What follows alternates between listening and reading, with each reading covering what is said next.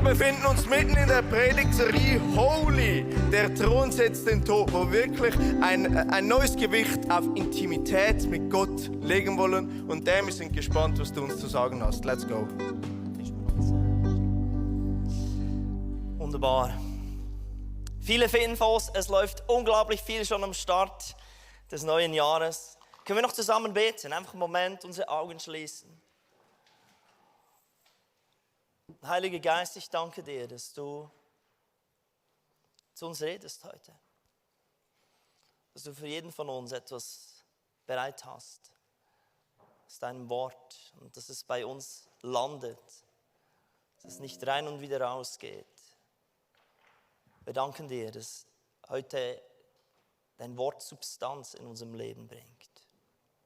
Dafür danken wir dir. Amen. Wir tauchen ein in den Bibeltext. Es ist ein Krimi. Wer mag Krimis? Tatort, Bones, CSI. Ich mag so Sachen ab und zu. Es ist ein Mordkomplott aus Eifersucht heraus. Der geschichtliche Kontext ist, das Volk Israel wurde nach Babylonien verschleppt. Und da war auch ein junger Mann dabei, Daniel hieß der, und der diente dem König. Und dann wurde aber dieser König oder dieses Königreich vom persischen König oder von den Persern erobert. Und da setzen wir ein, wir sind in Daniel 6, Vers 1. Und Darius aus Medien übernahm das Reich, als er 62 Jahre alt war. Und es gefiel Darius, über das ganze Königreich 120 Statthalter zu setzen. Über sie setzte er 3 Fürsten, von denen Daniel einer war. Ihnen sollten die Statthalter Rechenschaft ablegen, damit der König keinen Schaden erleide.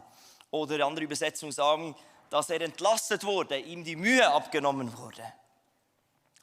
Daniel aber übertraf alle Fürsten und Statthalter, denn es war ein überragender Geist in ihm. Darum dachte der König daran, ihn über das ganze Königreich zu setzen. Da trachteten die Fürsten und Statthalter danach, an Daniel etwas zu finden, das gegen das Königreich gerichtet wäre. Aber sie konnten keinen Grund zur Anklage und kein Vergehen finden. Denn er war treu, sodass man keine Schuld und kein Vergehen bei ihm finden konnte. Da sprachen die Männer, wir werden keinen Grund zur Anklage gegen Daniel finden, es sei denn wegen seines Gottesdienstes. Und dann haben sie zusammen geredet und hatten eine Idee. Wir könnten ja, der einzige Weg, wie wir es jetzt schaffen, Daniel da irgendwie zu entgleisen, ist, indem wir ein Gesetz erheben. Einfach für 30 Tage, für einen Monat, haben sie den König Darius überzeugt, hey, wir können deine Macht stärken. Du bist ja jetzt erst neu am Regieren. Wir können deine Macht stärken. Wir haben eine super Idee, dass für 30 Tage du ein Gebot erlässt, das verbietet, dass kein anderer Mensch, kein anderer Gott gebetet werden darf. Also man darf keine Bitte an einen Mensch und einen Gott richten, außer an dich als König. Und irgendwie haben sie das so überzeugend rübergebracht. Ich kann mir das eigentlich gar nicht vorstellen, dass es eine gute Idee war. Denn Darius wollte doch nicht noch mehr zu tun haben. Er hat ja versucht, Statthalter einzusetzen, damit er weniger zu tun hat. Und die sollen kommen, nein, jeder soll zu dir kommen, nur dich bitten. Und irgendwie haben sie ihn überredet, dieses unaufhebbare Gesetz zu erlassen. Und dann lesen wir noch 2 Verse weiter, vom Vers 11. Als nun Daniel erfuhr, dass ein solches Gebot ergangen war, ging er hinein in sein Haus. Er hatte aber an seinem Obergemach offene Fenster nach Jerusalem. Und er fiel 3-mal am Tag auf seine Knie, betete, lobte und dankte seinem Gott, wie er es auch vorher zu tun pflegte. Da kamen jene Männer eilends gelaufen und fanden Daniel, wie er betete und flehte vor seinem Gott. Die Geschichte geht dann weiter, er wurde in die Löwengrube geworfen und Gott hat ihn dort wieder errettet. Unglaublich spekulare Geschichte. Der Predigttitel der heutigen Predigt heißt: Eine heilige Konstanz genügt. Am 1. Januar haben wir uns gegenseitig ein gutes Neues gewünscht. Wir haben gesagt, es wird ein gesegnetes Jahr. Wir glauben, dass das 2025 ein erfolgreiches Jahr wird. Und Erfolg oder was etwas besser wird, bedeutet doch meistens auch irgendwo mehr. Aber nur weil das 2025 besser, erfolgreicher werden soll, nehme ich mir jedes Jahr auch vor, dass ich etwas mehr mache. Ihr auch? Man nimmt sich etwas vor, oder nicht? Irgendetwas. Aber das Problem ist, meistens wird das Jahr nicht einfach besser oder erfolgreicher, weil ich habe ja gar nicht unbedingt Platz für mehr. Meine Kapazität ist eigentlich schon am Limit. Mein Leben ist voll. Der Tag hat eigentlich nur 24 Stunden. Wie hat jetzt da mehr Platz? Und es ist eigentlich jedes Mal wieder ein Stück weit eine Selbstüberschätzung, was ich alles machen könnte und wollte und was dieses Jahr alles dran ist. Ich liebe etwas an Daniel. Das ist mein erster Punkt. Er hatte eine heilige Gewohnheit. Nächstes Slide. Es heißt hier, er tat etwas, wie er es auch vorher zu tun pflegte. Das ist mir so eingefahren. Wisst ihr, jetzt kam etwas total Unvorhergesehenes. Es war unvorhergesehen für Daniel, dass der König dieses Gebot erlässt. Und plötzlich ist seine Welt irgendwo upside down. Und das hat ihn nicht aus der Ruhe gebracht. Er ist da nicht gesagt, okay, jetzt muss ich mehr beten. Oh, jetzt muss ich irgendwo die ganze Gemeinde mobilisieren, betet für mich. Oder jetzt muss ich fasten, damit Gott durchbricht. Jetzt muss ich noch mehr die Bibel lesen. Jetzt muss ich ganz bestimmt hören, was Gott sagt. Und er kam nicht irgendwo in einen geistlichen Aktivismus hinein, weil jetzt irgendetwas Neues passiert. Er war so ruhig. Er war gelassen. Er hat nichts anderes gemacht, als das, was er sonst immer tut. 3-mal am Tag ging er auf die Knie und betete. Mein Leben hat gar nicht Platz für neue Sachen. Mein Leben hat nicht einmal Platz für Gottes Segen manchmal, weil es ist schon voll. Und ich denke, manchmal haben wir die Erwartung, dass dieses Jahr etwas Neues passiert und viele nehmen sich auch vor, ich lese mehr die Bibel dieses Jahr, ich bete mehr, das sind so die heiligen Vorsätze, die wir uns machen. Aber ich liebe das an Daniel. Er hat einfach das getan, was er zu tun pflegte, auch wenn etwas Neues passiert ist. Total unspektakulär. Ich möchte mit dieser Predigt ein bisschen das unspektakuläre geistliche Leben hervorheben. Wisst ihr, weil das Leben ist eine Achterbahn. Da passieren Dinge, manchmal ist es toll und manchmal ist es schlimm. Und bei einigen ist der Glaube, wenn es gut läuft, besser, weil dann haben wir mehr Gründe, Gott dankbar zu sein. Dann fällt es uns leichter, ihn anzubeten. Und wenn wir unten sind, dann ist es schwieriger. Bei anderen ist es gerade umgekehrt. Wenn es ihnen gut geht, dann vergessen sie Gott. Und wenn es ihnen schlecht geht, dann beten sie und Herr, hilf mir doch. Achterbahn, Achterbahn, Achterbahn. Aber unser Leben soll keine Achterbahn sein, sondern eine Autobahn. Etwas Geradliniges, wo es fließt, wo man nicht immer in Stocken kommt, wo es einfach läuft. Und Daniel hatte so eine Gewohnheit, eine heilige Gewohnheit in seinem Leben, dass er gesagt hat, ich nehme mir 3-mal pro Tag Kurzzeit, um mich zu fokussieren, auf Gott zu schauen, denn das gibt mir die Stabilität, das gibt mir irgendwo die Möglichkeit, das Leben zu managen, auch wenn es auf und ab geht. Eine heilige Gewohnheit. Ich habe euch ein Bild mitgebracht von einer Frau, ich sage extra noch nicht, wer es ist. Ganz am Schluss sage ich es, wer es ist. Hier waren ihre Herausforderungen. Sie war verheiratet mit Sam, einem Prediger, der schlecht mit Geld umgehen konnte. Also sie waren immer mausarm, hatten immer Schulden. Das ist so um 1700, dieses Bild. Die Ehe war geprägt von ständigen Konflikten, zum Beispiel über Finanzen und Politik. Sie hatten 19 Kinder, von denen nur 10 überlebten. Die Frau war busy und es war tough. Eines ihrer Kinder war körperlich behindert. Ein anderes sprach erst mit 6 Jahren. Susanna war oft krank und die Familie war dauerhaft von Armut und Schulden geplagt. Ihr Mann Sam wurde wegen hoher Schulden ins Gefängnis geworfen. Es wird einfach nur noch schlimmer. 2 ihrer Häuser brannten ab. Vermutlich wegen wütigen Gemeindegliedern. Weil Sam etwas gepredigt hat, womit die Gemeinde nicht einverstanden war. Also es ist wirklich tough, Pastor zu sein, genau. Es ging noch weiter, sogar ihre Kühe wurden verstümmelt von Gemeindegliedern. Leid after Leid.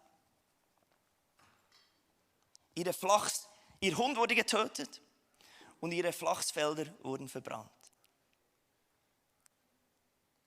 Und diese Frau hat wirklich eine Achterbahn in ihrem Leben erlebt. Oder eigentlich ging es immer nur runter. Und wisst ihr, was ihr Stabilität gegeben hat? In all dem Trubel, den sie hatte. Wir lesen in ihrer Biografie, dass sie mit all den Kindern, all dem, was passiert ist, all mit den Emotionen, die Achterbahn macht und all dem, was wirklich schlimm war, hat sie sich gesagt, sie hatte eine heilige Gewohnheit. Es gibt 2 Stunden, da stört mich niemand. Und sie hat ihre Schürze über ihren Kopf getan, ihre Halsschürze. Und wenn sie ihre Schürze über dem Kopf hatte, da betete sie. Und ihre Kinder wussten, ihr dürft mich nicht, oder sie dürfen sie nicht stören. Sie hat sich nämlich als junges Mädchen mal gesagt, für jede Stunde, wo ich irgendwie Unterhaltung habe, die investiere ich auch in die Gegenwart Gottes, ins Bibellesen, ins Beten. Ich sage euch, wie die Frau heißt. Sie heißt Susanna Wesley. Sie hatte 2 Söhne, die weltberühmt wurden. Einer davon hieß John Wesley. Er predigte nahezu zu 1 Million Menschen und brachte Erweckung auf der ganzen Welt. Dann ist Charles Wesley, ihr anderer Sohn, schrieb über 9000 Hymnen. Viele davon sind heute noch bekannt. Die Brüder Wesley starteten die Methodistenbewegung. So etwas Unspektakuläres, eine heilige Gewohnheit, eine Schürze über den Kopf zu ziehen. Ein Moment heilig, wo sie sagt, das ist abgesondert für Gott. Sie hatte nicht die Kraft, nicht die Möglichkeiten, ihre Umstände zu verändern oder irgendetwas Weltbewegendes zu machen. Doch, es war eben weltbewegend, eine Schürze über den Kopf zu ziehen und zu beten. Und Daniel hatte das eben auch gemacht. 3-mal pro Tag. Egal was passierte. Er hat das einfach immer wieder gemacht, wie er es zu tun pflegte. Und wir sehen, das ist mein zweiter Punkt, dass Daniel eine unglaubliche oder eine außergewöhnliche Gunst in seinem Leben hatte. Und ich glaube, das ist der Grund. Das heißt hier, darum dachte der König daran, ihn über das ganze Königreich zu setzen. Daniel hatte eine total unspektakuläre Routine, eine Gewohnheit von 3-mal am Tag zu beten. Wisst ihr, es gibt ein paar Sachen, die mache ich auch 3-mal pro Tag. Ich gehe wahrscheinlich 3-mal pro Tag aufs WC. Ich versuche 2 oder 3-mal pro Tag die Zähne zu putzen. Ich esse definitiv 3-mal pro Tag. Aber das ist mehr zum Überleben. Daraus ist noch nichts Außergewöhnliches passiert. Aber es ist wirklich so, dass mit einer heiligen Gewohnheit, dass da etwas, das außergewöhnliche Gunst irgendwo das ist, was draus kommt. Man hat herausgefunden, das kann man wirklich nachvollziehen, wenn man die Geschichte von Daniel und dem babylonischen Reich und der Verschleppung des jüdischen Volkes nachvollzieht. Daniel war zu dem Zeitpunkt, als Darius ihn als Fürst einsetzte, war er zwischen 80 und 85 Jahre alt. Also er war ein Joe Biden vom Alter her. Für nichts mehr zu brauchen, rein so körperlich. Wir haben gesehen, wie Joe Biden nicht mehr fähig ist, Amerika zu führen. Es war so offensichtlich. Er hat sich so lächerlich gemacht. Aber Daniel hatte irgendetwas in seinem Leben etabliert, was ihm eine unglaubliche Gunst brachte. Weil Daniel hatte vorher schon für den König Nebukadnezar und für den König Belsazar gearbeitet. 2 Könige und jetzt kommt plötzlich ein persischer König und von all den Leuten, die er hätte auswählen können, wieder Daniel. Unglaublich. Weil er so etwas Gewöhnliches getan hat. Das ist wirklich nichts Weltveränderndes. 3-mal pro Tag einen Moment zu nehmen, auf die Knie zu gehen, Gott zu loben, zu beten und ihm zu danken.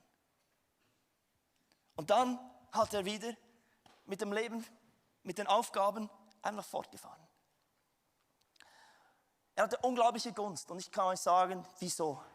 Das ist mein 3. Punkt. Wegen diesem überragenden Geist, der in ihm war. Daniel übertraf alle Fürsten und Statthalter, denn es war ein überragender Geist in ihm. Darum dachte der König daran, ihn über das ganze Königreich zu setzen.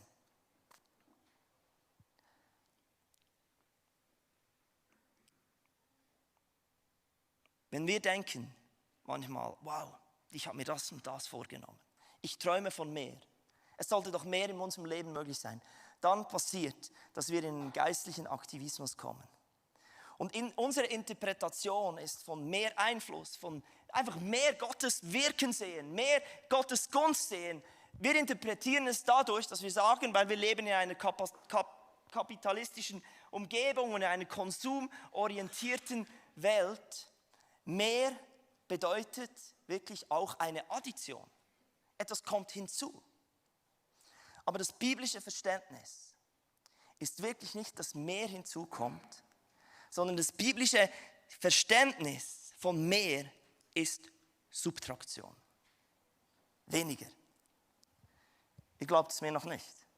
Ich habe noch ein paar Bibelstellen, die ich euch zeigen möchte. Johannes 3,30, das ist der Apostel, der Johannes der Täufer. Er sagte, er muss wachsen, Gott muss wachsen, ich aber muss abnehmen. Jesus sagte sogar über Johannes, dass er der Größte war, der jemals auf Erden war. Johannes verstand, dass eigentlich seine Kapazität limitiert war. Er konnte nicht noch mehr machen, aber er hat sich abgesondert für Gott. Er hat einen Raum geschaffen, wo Gott wichtig war und so diese Heiligkeit, in dieser Heiligkeit gelebt. Denn heilig heißt nichts anderes als Schnitt. Ich schneide mir eine Scheibe von Gott ab. Aber ich sage auch, das ist mein Leben. Stellt euch vor, euer Leben ist wie ein Brotlaib. Es hat nicht mehr drin Platz. Es hat einfach vieles davon ist wie unnötig. Vieles davon ist nicht das, was dich weiterbringt im Leben. Und hier hat einfach weniger bedeutet, dass dann mehr von Gott möglich ist. Ein weiterer Vers, Epheser 5,18. Und berauscht euch nicht mit Wein, das schreibt Paulus, was Ausschweifung ist, sondern werdet voll Geistes. Die Bibel sagt, wenn wir mehr von Gott wollen, dann heißt es nicht noch, mach noch mehr. Das heißt nicht, lebt ausschweifend, aber dann habt einfach dafür mehr stille Zeit und betet mehr. Die Bibel sagt sicherlich auch nicht, arbeite dich zu Tode, mach die ganze Zeit Überstunden und on the top of that, schau, dass du noch deine stille Zeit hast, dass du immer noch Zeit mit Gott hast. Die Bibel sagt wirklich nicht, dass wir irgendwo alles mehr haben im Leben und dann noch mehr machen sollen. Verbringt täglich Stunden beim Scrollen und versucht dann neben dem noch ausgiebige stille Zeiten zu haben. Das ist nicht die Idee. In dieser Serie heilig. Heilig, ich will einfach, dass ihr euch das mal gut vorstellen könnt. Heilig bedeutet Schnitt. Heilig ist nicht nur heilig, alle Schöpfung singt. Es ist nicht nur das schöne, heilige, irgendwo himmlische. Heilig heißt Schnitt. Gott ist abgeschnitten von dieser Welt. Er ist einzigartig, er ist rein. Er ist nicht von dieser Welt. Er hat andere Gesetze, er hat eine andere Art. Und wenn wir von Heiligkeit reden, auch in Heiligung in unserem Leben, dann müsst ihr einfach dieses Messer vor euch haben. Und man schneidet Dinge ab, die wirklich nicht dazugehören. Es geht nicht darum, dass wir mehr machen dieses Jahr, sondern die Frage ist, was schneidest du ab? Wo schneidest du, wie Daniel in deinem Leben, dreimal vielleicht ist es 1 Minute pro Tag. Einige verbringen mehr Zeit beim Zähneputzen als beim Beten. Etwas abschneiden und sagen, das ist mir heilig. Und da hat Gott seinen Raum. Meine Frage ist, was hast du dir dieses Jahr vorgenommen? Die meisten denken, ja, vielleicht abnehmen, fitter werden, ja, sehr körperbetont. Einige sagen wirklich, ich möchte etwas erreichen oder irgendwo in Beziehungen etwas. Ich kann nicht sagen, das ist sehr seelenbetont. Aber liebe Leute, wir sind mehr als nur Körper und Seele. Wir sind vor allem ein Geist. Was wir sind, der Mensch ist ein Geist, der eine Seele hat und in einem Körper wohnt. Und eigentlich liebe ich das, was Daniel hatte. Und ich kann euch sagen, vielleicht gehe ich nochmal zurück zur Slide, überragender Geist. Weil das ist genau das, was eigentlich unsere Vision für unser Leben sein sollte. Dass unser Geist überragen wird. Dass alles andere weniger wichtig wird. Dass wir weniger körperbetont leben, dass wir weniger seelenbetont sind, unsere Gefühle, unser eigener Wille, unser Verstand, den uns leitet, sondern was Daniel ausmachte, als 80-jähriger Mann, er hatte einen überragenden Geist. Und das zeichnete ihn aus. Das gab ihm die Gunst. Einfach, weil er es verstand, Dinge, die nicht dazu führen, dass sein Geist überragen konnte, abzuschneiden, zu unterdrücken. Ich liebe dieses Bild. Ich habe leider keinen guten Ballon gefunden heute hier in der Kirche. Unser Leben ist voll, wie ein Ballon. Und es geht nicht darum, dass wir jetzt noch mehr reinblasen, dass der noch voller wird. Stellt euch einen vollen Ballon vor.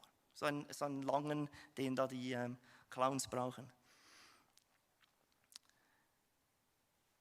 Und wenn man, zum Beispiel wie beim Fasten, das unterdrückt, unseren Körper, das seelische Verlangen unterdrückt, dann wird die Seite größer. Und das ist das ganze Geheimnis von einem geistlichen Leben. Dass wir nicht versuchen, noch mehr zu machen. Geistlicher Aktivismus. Sondern irgendetwas abzuschneiden. Etwas weniger. Und das Problem vom Leben ist, dass wir oft solche Rhythmen in unserem Leben etablieren. Daniel, du kannst nach vorne kommen. Wir etablieren gute, heilige Gewohnheiten. Aber das Leben ist dann dynamisch. Das Schlimmste sind schon Weihnachtsferien und da weißt du gar nicht mehr, welcher Tag es ist. Und irgendwie bist du voll aus dem Rhythmus. Wenn es eine Zeit gibt, wo ich irgendwo Gott vergesse oder irgendwo nicht in dem drin bin, was ich sonst mache, dann ist es so die Weihnachtszeit bis wieder die Schule anfängt und die Kids wieder in der Schule sind und man wieder am Arbeiten ist, dann läuft es wieder gut. Eine heilige Gewohnheit ist absoluter Schlüssel. Und die heutige Predigt ist relativ einfach. Ich möchte uns ermutigen, eine Vision zu haben, dass wir einen überragenden Geist haben. Für dieses Jahr. Oder fürs Leben wäre das eigentlich ein gutes Ziel. Aber der Weg dorthin ist total unspektakulär. Eine heilige Gewohnheit, die machbar ist, egal was gerade läuft. Ich möchte, dass ihr nochmals dieses Messer anschaut. Wenn mir etwas heilig ist, dann beschütze ich auch das. Schon immer interessant, dass viele andere Sachen wichtiger sind als eigentlich die Zeit mit Gott. Und wenn wir heilig leben sollen, dann möchte ich einfach, dass wir auch das Messer vor euch seht. Und wir hauen die Dinge wieder ab, die diesen Raum irgendwo invasieren wollen, die in das hineindringen wollen, was wir für Gott auf die Seite gesetzt haben. Und ich möchte uns heute ermutigen, eine Zeit nehmen, wo wir uns wieder daran erinnern, dass eine heilige Konstanz in unserem Leben eigentlich genügt. Weil aus dem heraus tut Gott unglaubliche Dinge.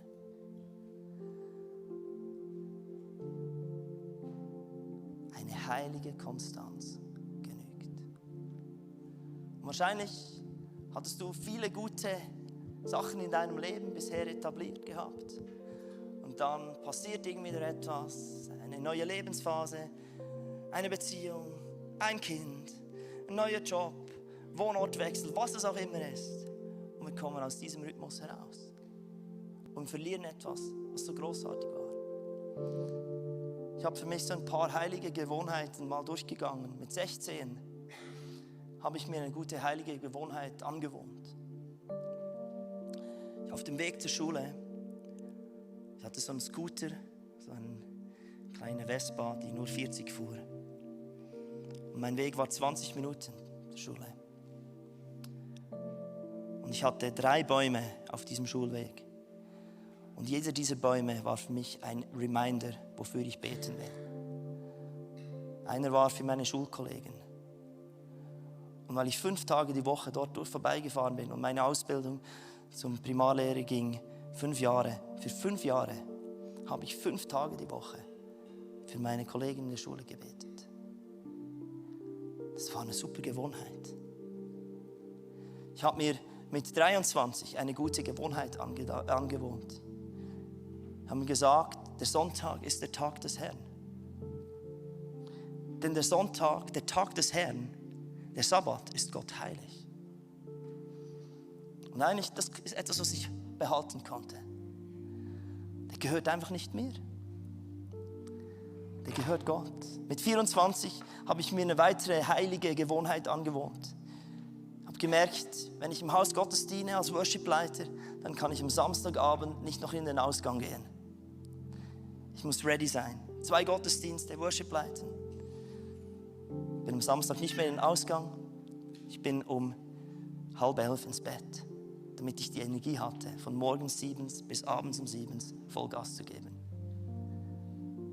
Das ist eine Gewohnheit, die ich verloren habe, weil ich bin oft müde am Sonntagmorgen. Würde mir gut tun, wieder früher ins Bett. Mit 25 habe ich mir eine weitere heilige Gewohnheit angewohnt. Ich habe angefangen, ein Tagebuch zu schreiben. Jedes Mal, wenn ich die Bibel las, habe ich auch etwas eingeschrieben. Ich habe das verloren bis letzten Oktober, als ich in Neuseeland war, an der Schaukonferenz. Und 2 Prediger haben über das Journaling, Tagebuchschreiben gesprochen. Und es war so eine tiefe Überführung vom Heiligen Geist. Dan, das war deine Quelle. Ich habe zu Hause so ein Band von Tagebüchern.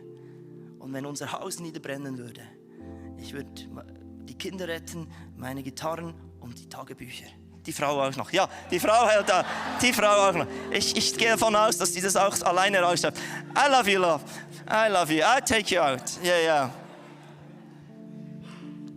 Es ist so ein Schatz. Und ich bin nach Hause gekommen und das Erste, was ich gemacht habe, als ich zu Hause war, ich habe mir am Bahnhof ein Tagebuch gekauft.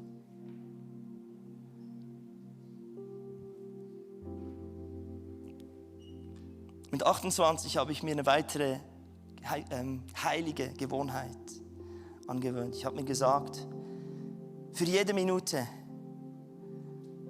die ich auf der Bühne stehe, bin ich 1 Minute alleine mit Gott. Denn in dieser Zeit kam es oft vor, dass ich 3-mal pro Woche Worship leitete. Und ich habe gemerkt, ich mache einfach etwas, aber es hatte nicht die Substanz dahinter.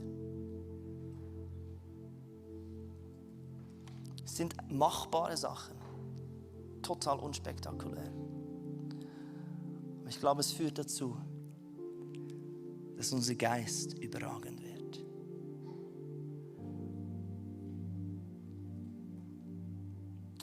Ich möchte, dass wir einen Moment ruhig werden, einfach jeder für sich. Vielleicht kannst du noch nicht gerade deine Augen schließen, weil ich möchte wie, dass du für dich selbst das Messer in die Hand nimmst.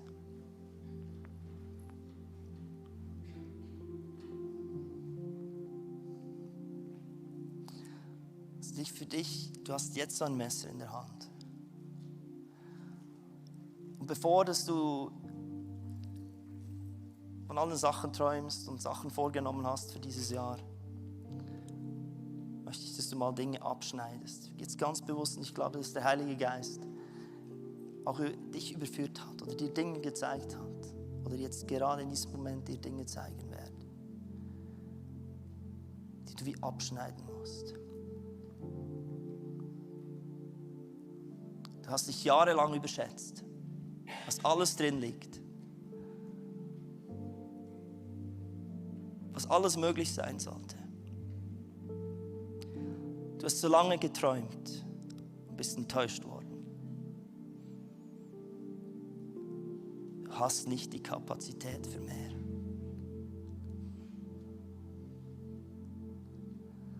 Und du bist dazu berufen, ein heiliges Leben zu führen. Und immer wieder Dinge abzuschneiden. Das zu verteidigen, was Gott heilig ist.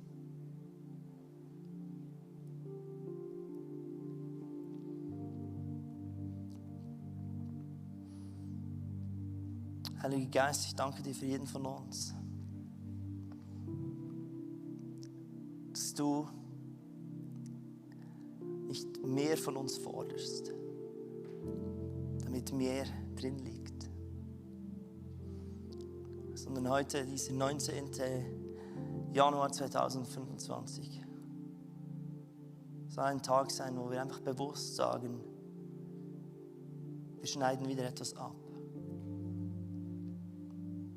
Und dieser Raum gehört dann wieder dir.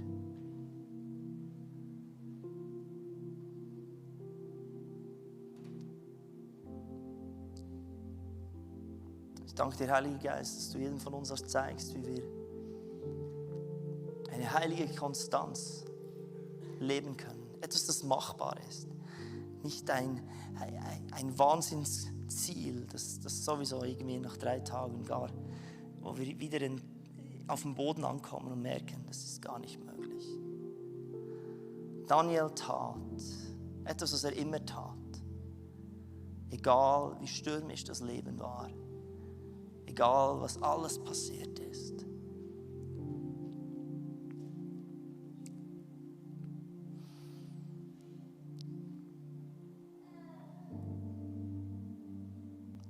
Ich möchte euch ermutigen, einen Schnitt zu machen. Heiligkeit bedeutet nicht mehr, sondern weniger.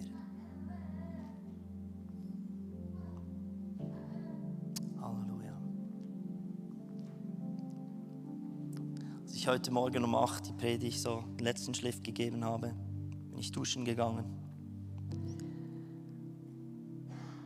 Und ich habe gleich wie Joel eine total mühsame Woche hinter mir.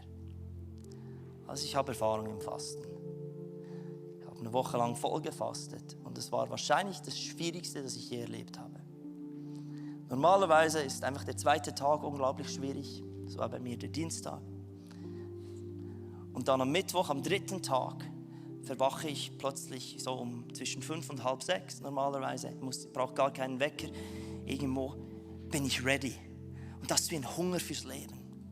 Und dann so voller Tatendrang. Und dann kickt irgendetwas ein, das dir Energie gibt. Das hatte ich die ganze Woche nicht. Ich war noch nie beim Fasten so schlapp wie diese Woche. Ich habe auch Juana gesagt, diese Woche, ich habe sogar weniger die Bibel gelesen, als ich sonst tue. Bin nicht rausgekommen. Und eben als ich heute um 8 in die Dusche stieg, hat der Herr zu mir gesprochen, Dan, du hast die Predigt gerade für dich geschrieben. Diese Zeit geht nicht darum, dass du mehr von mir hast. Es geht einfach darum, dass du etwas abschneidest. Und es scheint so unspektakulär. Aber ich werde das füllen. Und jetzt behüte das. Geh nicht einfach zurück, so wie Pastor Francesco letzte Woche gesagt hat. Fasten ist vorbei, zurück.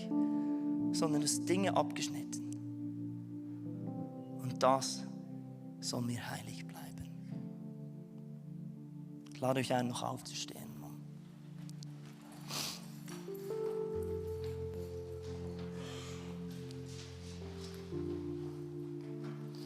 Vielleicht könnt ihr eure Hand aufs Herz legen.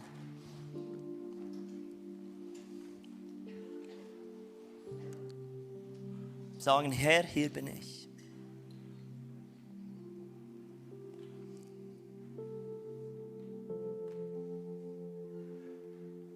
Und du siehst auch meinen Kampf, mein geistlichen Leben. Und was ich mir vorgenommen habe, dass es meistens auch nicht genau so rauskommt.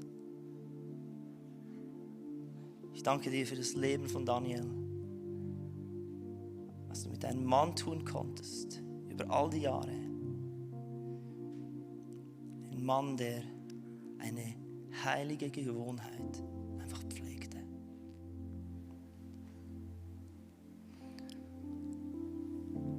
Ich möchte uns als Gemeinde wirklich segnen. Wir hatten vor ein paar Jahren eine Umfrage gemacht im Rahmen der NGE, natürliche Gemeindeentwicklung. Und wir haben herausgefunden, dass 70% unserer Gemeinde, 70% regelmäßig stille Zeit macht. Das ist absolut top. Absolut top.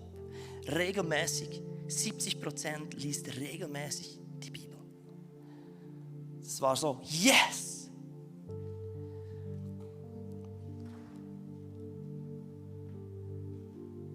Ich möchte uns segnen. Vielleicht ist diese Predigt so, hey, nicht mehr. Und ich glaube nicht, dass dieses Jahr einfach weniger wird sein. Ich glaube nicht, dass dieses Jahr weniger drin liegt. Ich glaube echt, wenn wir wissen, dass wir diese heiligen Momente haben, diese heilige Gewohnheit und das beschützen und alles abschneiden, was immer wieder versucht, da reinzukommen, dass wir unglaublich gesegnet werden. Ich glaube echt, dass es sogar das beste Jahr sein wird, das wir als Gemeinde je hatten. Dass es das fruchtbarste Jahr sein wird. Weil wir einen überragenden Geist haben. Weil das zunimmt. Adrian, kannst du nach vorne kommen? Ich habe das Gefühl, du sollst für uns noch beten. Und das über uns proklamieren, dass unser Geist überragend wird und dass aus dem heraus eine unglaubliche Gunst über unser Leben kommt. Über uns als Gemeinde. Dass in diesem unspektakulären Abschneiden, Beschützen, in dieser heiligen Konstanz, dass aus dem heraus Gott uns eine außergewöhnliche Gunst gibt.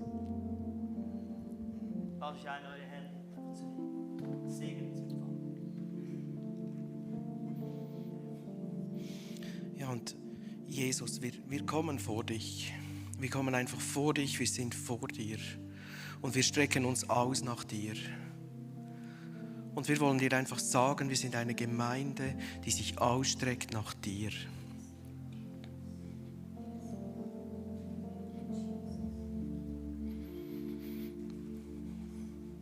Und ich segne dich mit dem Namen Immanuel. Gott ist mit dir. Wo du auch stehst, wo du auch bist geistlich, du sollst wissen, Gott ist mit dir. Und ich segne deine Zeiten, die du hast mit Gott.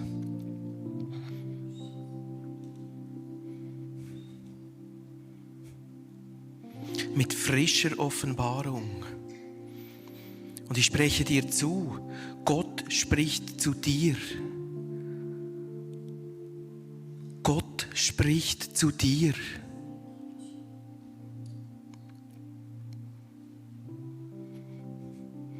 Und deine Kraft kommt nicht, weil du so stark bist, sondern weil du so einen starken Gott hast. Und das spreche ich aus über dir. Ich spreche das in alle Schwachheit, in alle Krankheit, in jeden Schmerz, den wir haben, in jedes Unverständnis. Spreche hinein, seine Kraft ist mächtig. Seine Kraft ist mächtig. Und aus seiner Kraft kommt unsere Stärke. Amen. Amen. Amen. Lass uns zusammen sagen, eine heilige Konstanz genügt. Eine heilige Konstanz genügt. Und bevor ihr euch hinsetzt, sagt ihr das noch den 3 Leuten um euch herum. Eine heilige Konstanz genügt. Eine heilige Konstanz genügt. Hey.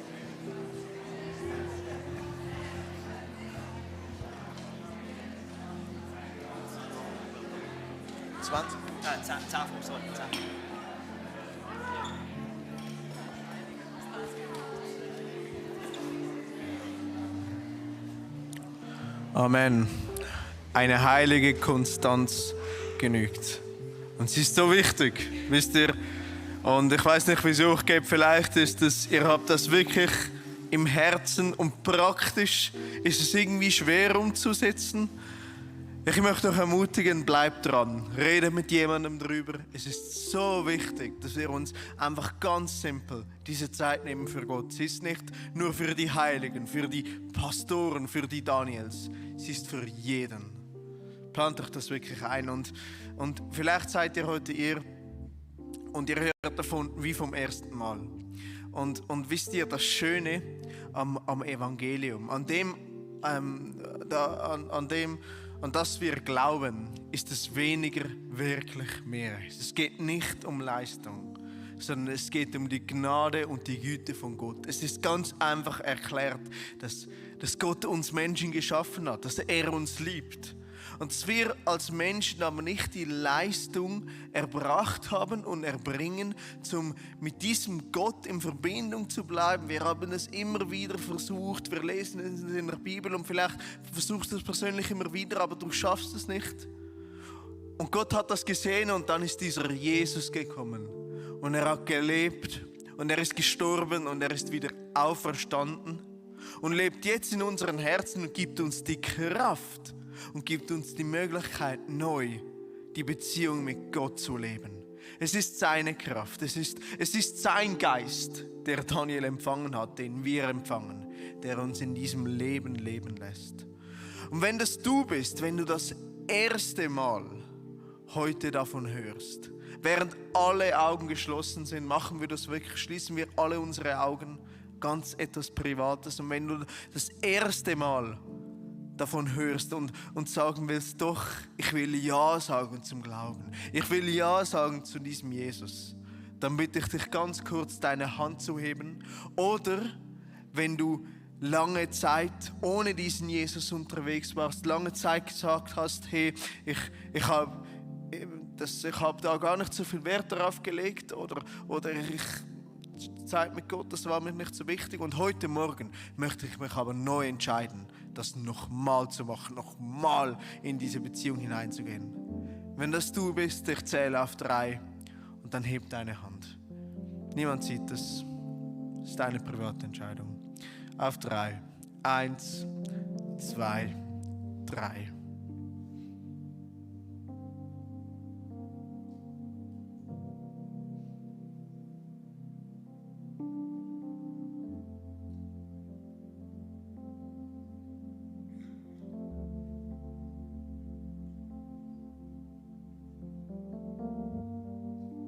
Ich möchte noch ein Gebet sprechen für uns alle. Jesus, und es wäre cool, betet mir doch nach. Jesus, wir lieben dich und wir bitten dich von ganzem Herzen, dass du uns neu diese Liebe schenkst. Zu dir und zu diesem heiligen Ort. Bitte gib jedem von uns das Verlangen, Zeit mit dir zu verbringen. Lass uns näher kommen zu dir und lass uns dadurch in einem Leben leben und einen Geist haben, den wir empfangen von dir. Und mit dem wir dir begegnen und im Glauben Berge versetzen. Wir lieben dich. And all of God's people say Amen. Hey, so cool. Yes, ein Applaus. Ein Applaus unserem Gott. Er ist würdig. Er ist gut. Wenn etwas aufgeploppt ist, wenn du wie merkst, ich habe eine Unruhe in mir oder ich möchte noch tiefer in etwas hineingehen, wir haben ein Ministry-Team, das sind Leute mit einem grünen Bändel, die stellen sich hier vorne auf und geh doch auf diese zu, mach etwas fest. Vielleicht gerade diese Zeit mit Gott, wenn du sagst, mal doch, das bin ich. Ich möchte nochmal neu Fokus auf dieses Weniger legen, auf diese Zeit mit Gott. Hey, komm nach vorne und lass für dich beten. Wir gehen jetzt noch in die Gastfreundschaft über den 3. Teil von unserem Gottesdienst, wo wir Gemeinschaft haben. Momentan fasten wir, ja? Und darum trinken wir keinen Kaffee. Oh. Aber wir haben Tee. Woo! Wir haben Tee, wir haben Wasser und es gibt gesunde Snacks. Rüebli, Joshi hat Freude. Ja, Rüebli Boy. Wir haben Rüebli, haben wir Lauch? Keine Ahnung, vielleicht. Einfach Gemüse und Früchte und Gurken und Dips. Ja, es ist oben auf der Empore. Hey, bleib doch noch, wirklich. Das ist so ein wichtiger Teil vom Gottesdienst. Lernt jemanden kennen und tauscht gerade aus. Ich möchte euch ein Assessment geben. Tauscht aus. Ein Thema soll sein, wie will ich neu diese Zeit mit Gott, was will ich abschneiden in meinem Alltag und will es durch diese Zeit mit Gott ersetzen. Machen wir das doch. Dann findet der Welcome Up Pro, wie gesagt, statt. 15 Minuten, das heißt, wir machen 10 vor. Am 10 vor findet er statt im Eventraum. Dan wird dort sein, eben wie gesagt, wird euch mitteilen, wer sind wir als Gemeinde und so weiter. Hey, kommt unbedingt, wenn ihr neu Teil der Family seid. Wirklich, es lohnt sich. Und dann zum Schluss dürft ihr alle nochmal aufstehen. Und ich segne euch und sende euch in die kommende Woche. Jesus, danke, siehst du unsere Gemeinde. Wir lieben dich. Wir wollen eine Gemeinde sein, die uns die Sachen abschneidet, die Raum und Zeit macht für dich als Gemeinde, aber auch individuell. Ich bitte dich, dass du jeden von hier segnest für die kommende Woche, dass jeder von uns dich erleben darf, Sachen abscheiden darf und neu dir begegnen darf. Und sende uns, lass uns Licht sein in dieser Welt. Danke dir vielmal. Wir lieben dich und wir wollen dich erleben. Halleluja. Amen. Genießt das Rüebli, genießt das Wasser und bis nächste Woche.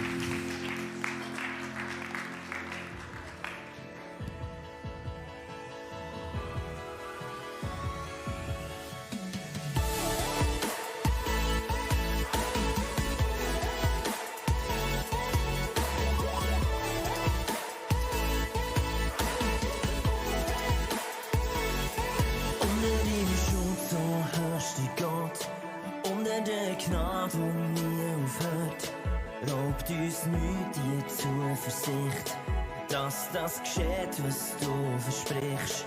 Unter der Führung von deinem Geist, unter deinem Wort, das nie versagt, herrscht in uns die Sicherheit, dass du Herr bist, denn dir gehört alle Ehre.